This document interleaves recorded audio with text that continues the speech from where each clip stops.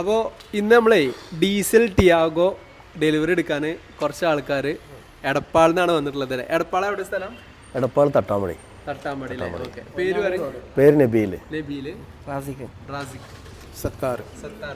റാസിഖ് ഭായി നബീലിക്കാണ് അന്ന് വണ്ടി കാണാൻ കാര്യങ്ങളൊക്കെ വന്നിട്ടുണ്ടായിരുന്നത്. ഇത് മൂപ്പരെ ഫാദറാണ്.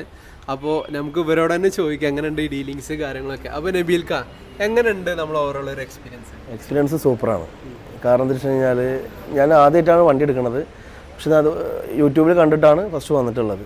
നേരെ വന്നിട്ട് എവിടെ അന്വേഷിച്ചിട്ടോ കാര്യങ്ങളൊന്നുമില്ല. ഡീലിങ് പക്കയാണ്. എല്ലാ കാര്യങ്ങളും പറഞ്ഞ് ക്ലിയർ ചെയ്ത് തരുന്നുണ്ട് നിങ്ങൾ.